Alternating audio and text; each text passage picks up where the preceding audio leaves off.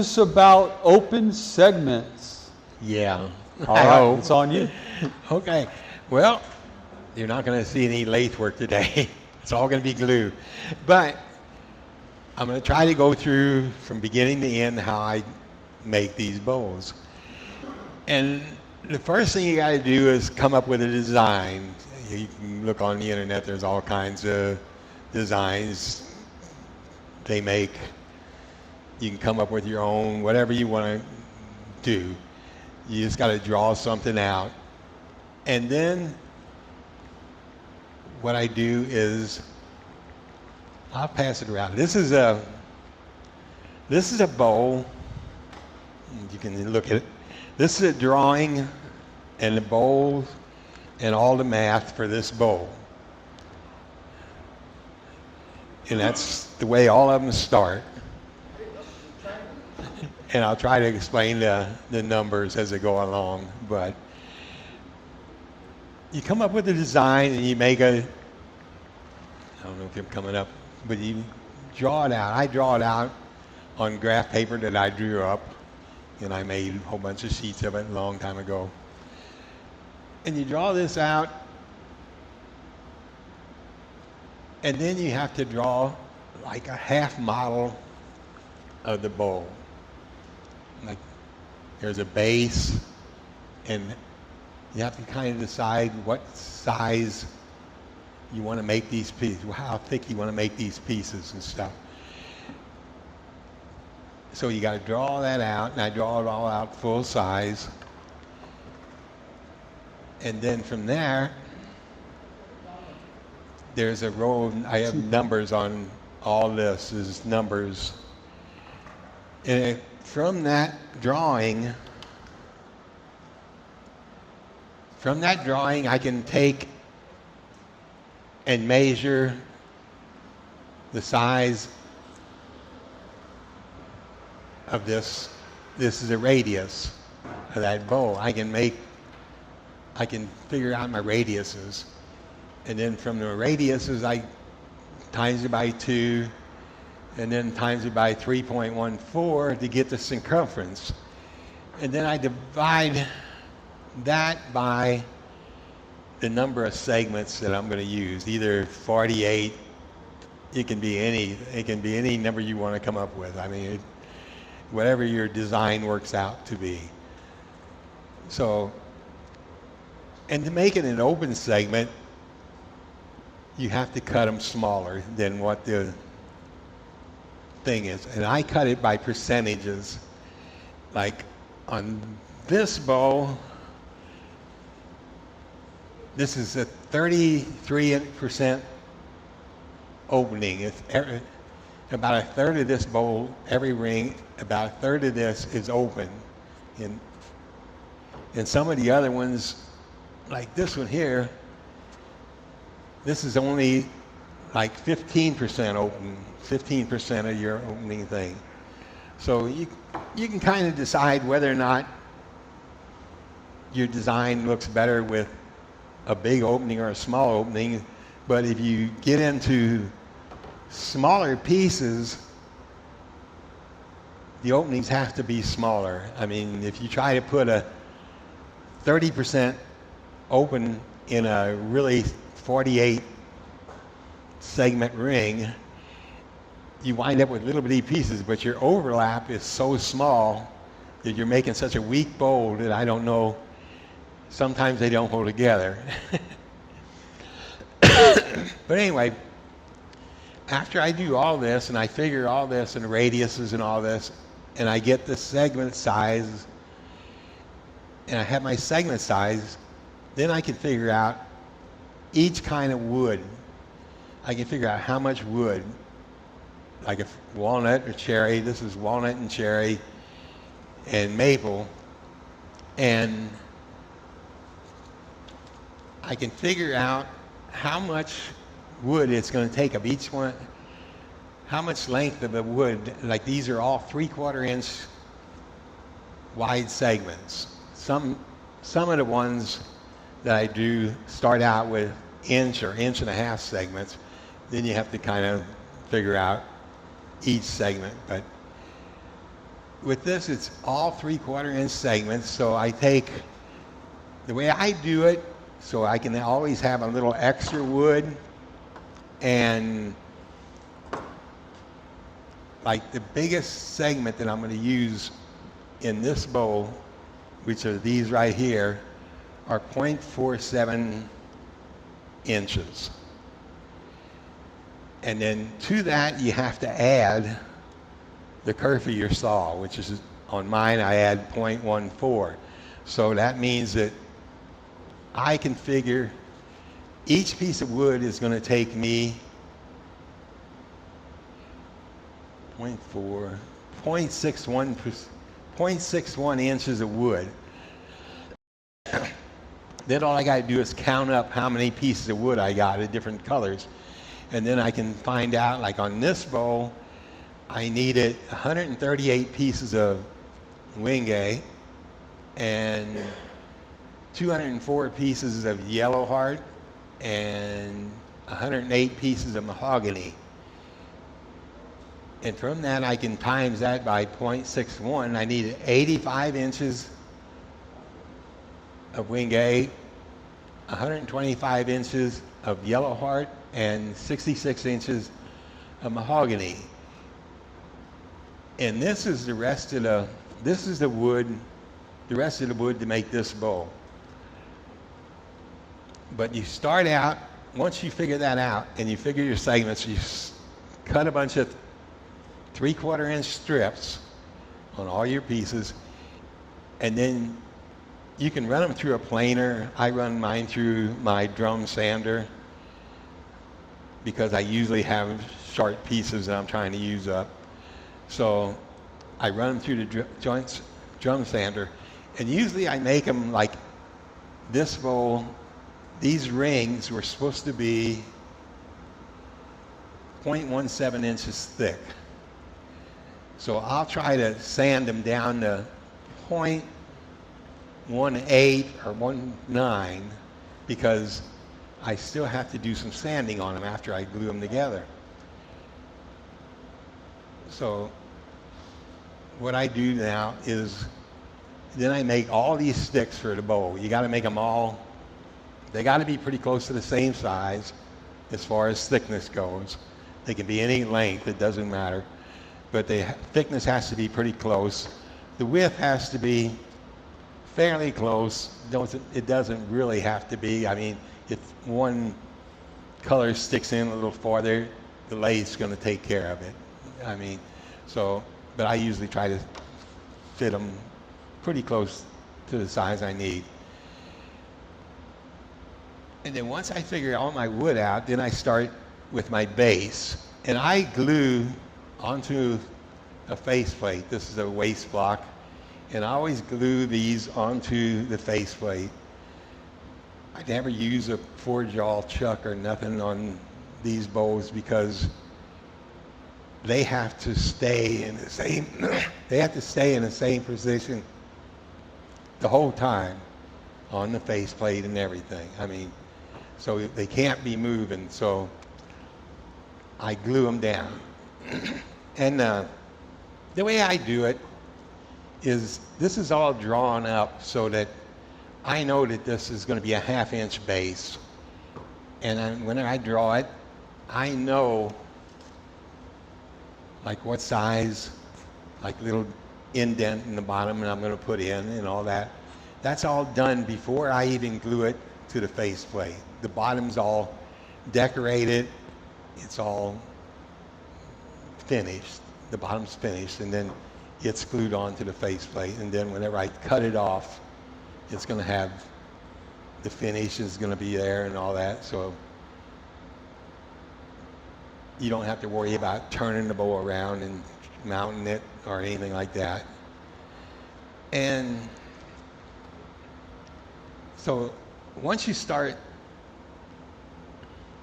you get your base all glued on, you wind up with, then you start adding your rows. And you do it by, you got to watch your drawing. You have to, I always start off at one end and work my way around. Once you get up a little ways, it's easier because you can see the design start taking shape. But way down to the bottom, you can get one piece off really easy. And it's not something you can change once you mess it up. So, but anyway, this is the way I do it. I cut my pieces one row at a time. Some people cut them, they'll take the drawing and cut everything. They'll have a jar full of first ring, second ring, third ring, fourth ring, all that away. I don't do it that way because I can do it quicker. The way I do it is I cut enough pieces for, this is enough pieces for one ring in this bowl. And I'll cut them and I'll put them on here and I'll glue them down. And I'll show you how. Okay, first thing I'll show you is gluing them. If you're going to get in open segments, you're going to have a jig like this. You're going to have to make a jig. There's nothing hard. You can make them 100 different ways, but you have to have a way to be able to read the degrees and turn it, and so you can set each one.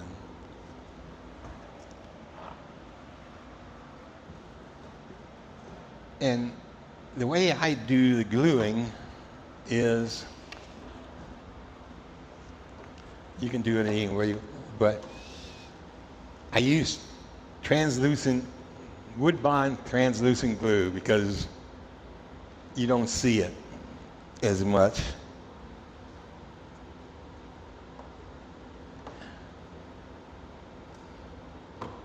But like on this thing here, I got it set up that I'll read off of my thing. This is a yellow heart and a yellow heart of Wingay, yellow heart, then mahogany, then red heart, or bloodwood, and then another mahogany. And the next one is a yellow. And so the way I do it is I just take my brush and on a little piece of wood, and I'll just put a little bit of glue right along the edge.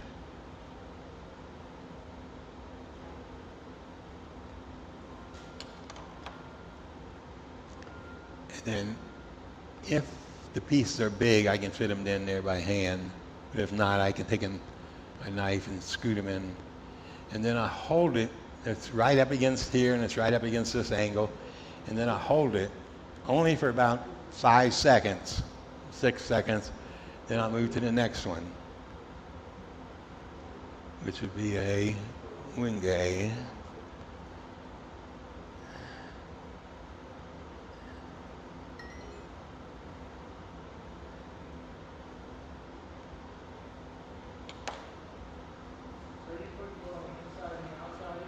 And then, Michael, question came, are you putting glue on the inside and outside edge or the side? I am putting the glue on both edges.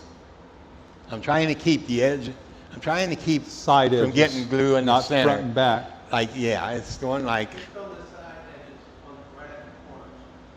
yeah, I'm trying to keep glue out of the center part. But I hold it, and then I'll go around and finish that whole ring. And while that ring is sitting there I'll go and I'll cut the next section. I'll go cut my next row of rings, which I cut everything on a table saw. And this is a sled that I used on a table saw. And it actually has a stop. But anyway, these pieces are cut on a table saw like that off a piece of wood. Can you see that? And I hold them by holding just a little stick and hold that piece down. And I cut, I can cut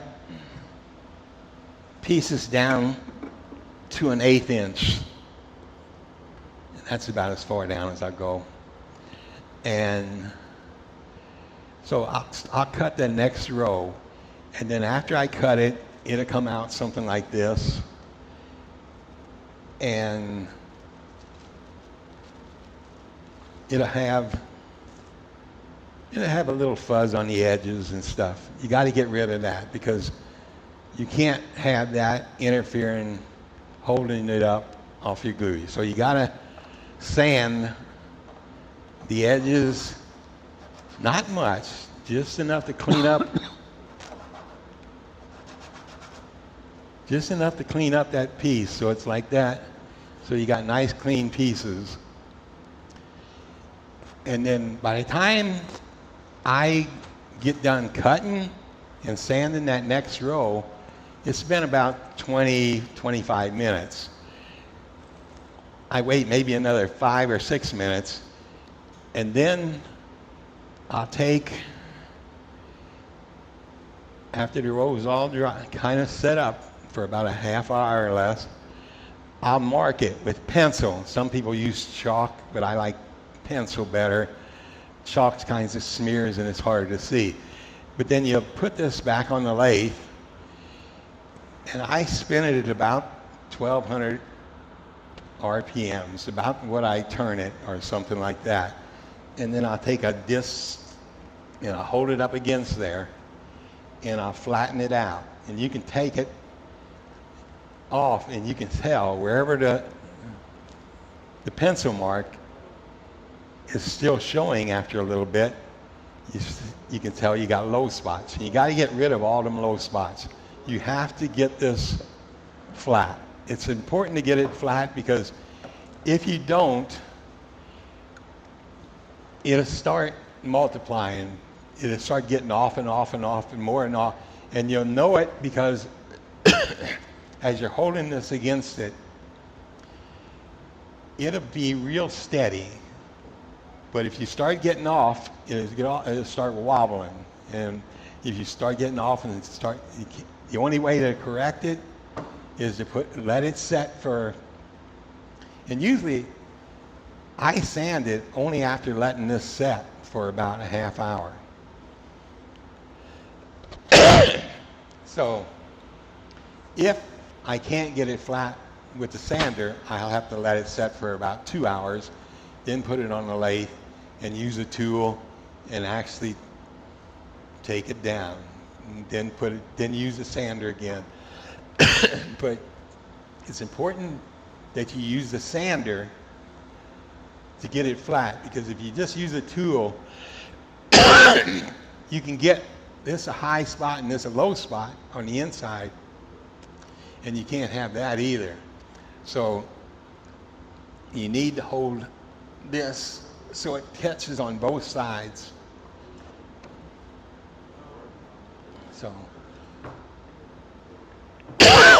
So then I'll do that. I'll sand that, and then I start all over again. I'll put on another ring, mark it, do it, and I can do with 48 segments or something, it's going to take me a half hour to glue all the way around there. And then to cut the other one, to cut the next row and to sand it, that's going to be an hour. That's going to be a lot of time. This is going to be plenty dry, the sand. So I just keep going. I keep working.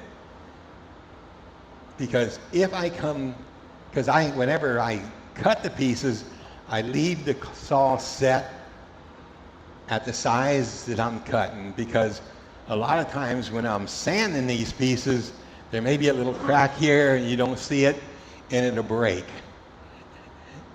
And it's no big deal if the saw is set up back there. All you got to do is walk back and cut another one. So that's the way I do it. I mean, a lot of people cut them all and then, but I find that sometimes they break, or sometimes I drop them and I can't find them, or something like that. So I do it that way, and I keep building up. And then you get to the top, and the top ring has to be a solid ring.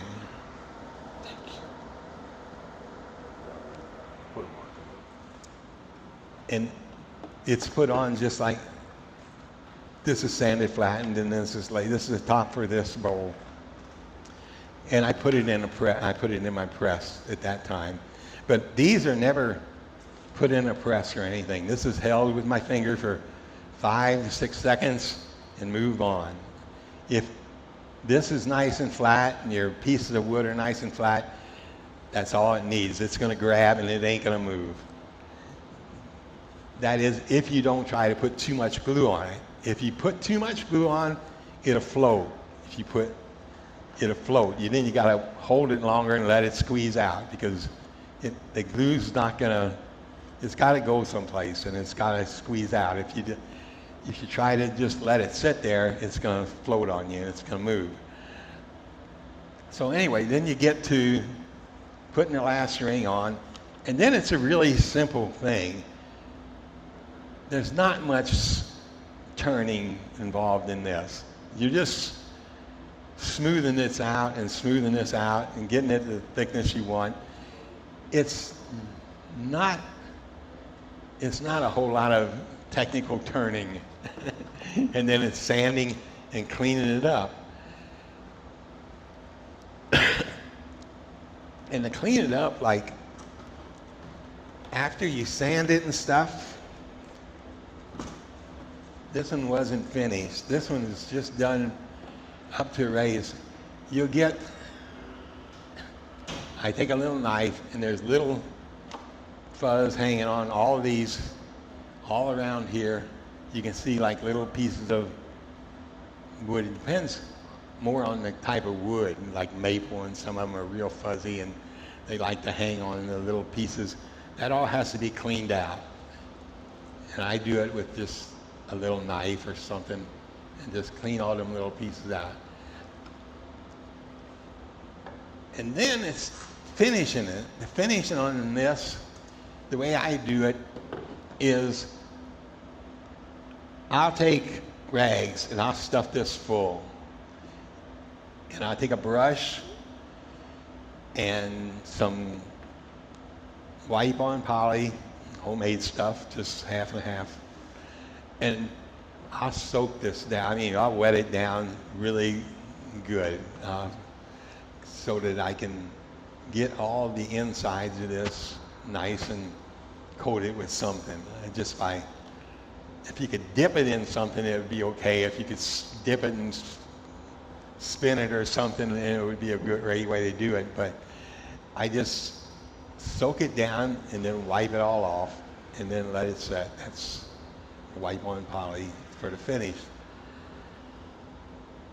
And then once I get the top ring on, like I said, the bottom's already finished, and I already know from my drawing that I want this to be about a 1/2 inch down from there, so I'll cut it off.